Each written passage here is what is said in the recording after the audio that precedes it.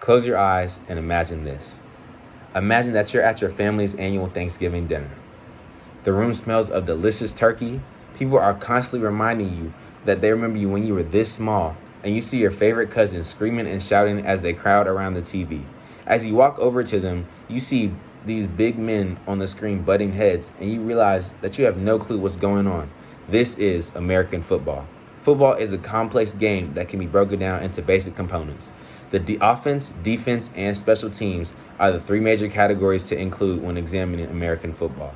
Once the positions on the offense, defense, and special teams are understood, this popular sport can be less confusing for the viewer. Let's start with the offensive side, which their major job is to drive the ball down towards the end zone through a series of running, blocking, and passing. The first position is the most important position on the offense, the quarterback or the captain of the offense. They are the leader of this side of the ball, and they're protected by the offensive line. He'll touch the football on every single play, and he needs to be able to make good decisions about who to throw the ball to or hand the ball off to. On pass plays, his job is to analyze the defense and throw the ball to open receivers, and on run plays, he hands the ball off to the running back. Speaking of the running back, his primary job is to carry the football on rushing plays.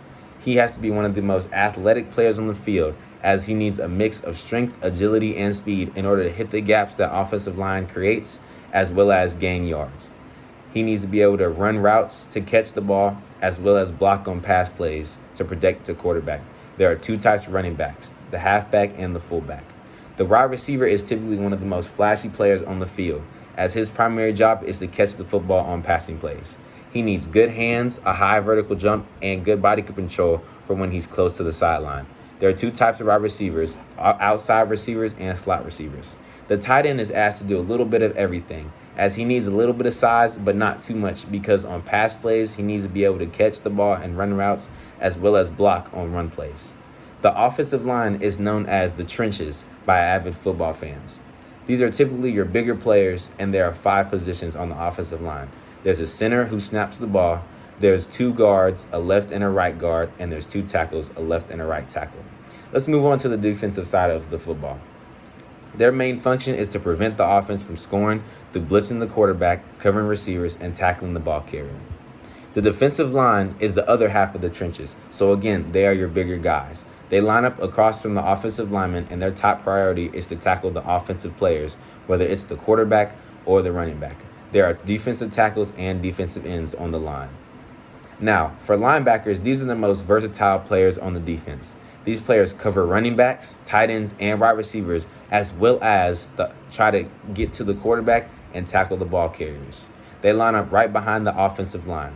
The middle linebacker is considered the captain of the defense, as he relays the plays to the rest of the defense, and there's also outside and inside linebackers. The cornerback's main job is to cover the wide receivers by mirroring their every move. If they get close enough to the football, they're able to intercept the ball and set their team up to be better positioned on the field. Safeties are the last line of defense, so they line up way behind the offensive line. They defend deep passes and tackle the ball carriers, and there are 2 types, strong safeties and free safeties. Let's move on to special teams. Special teams is defined as any unit that is responsible for plays on the field that revolve around the kicking aspect. They advance the ball down the field, bring the ball closer to their own end zone, and add extra points onto their team's scoreboard. The kicker's role is to kick the ball on kickoffs and field goals, while the punter kicks the ball on punts. The main difference: kickers have the football placed on the ground, while punters just drop it onto their foot. Kick returners and punt returners return the ball from the kicker or the punter and try to get as far down the field as possible. These are typically your speedier guys and more agile players, so they're wide receivers or running backs. The long snapper is somewhat specialized in football, as their job is to snap the ball to the punter or the kicker. The difference from a center is that it's a longer distance. For reference, on the defensive side of special teams, their goal is to block the kick/punt, and they can definitely impact the outcome of the game, even though they're not in the game as long.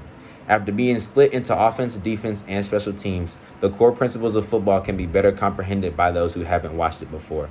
American football in its fullest extent can be very intricate. However, understanding the basic positions and the fundamentals of the sport can allow for the viewers to more efficiently learn the game that 75% of Americans enjoy. Whether it's at Thanksgiving dinner or a night out with friends, football is everywhere in our culture, and having knowledge in the sport, in the game, can allow for an easier and more effective comprehension of the game that Americans love. Thank you.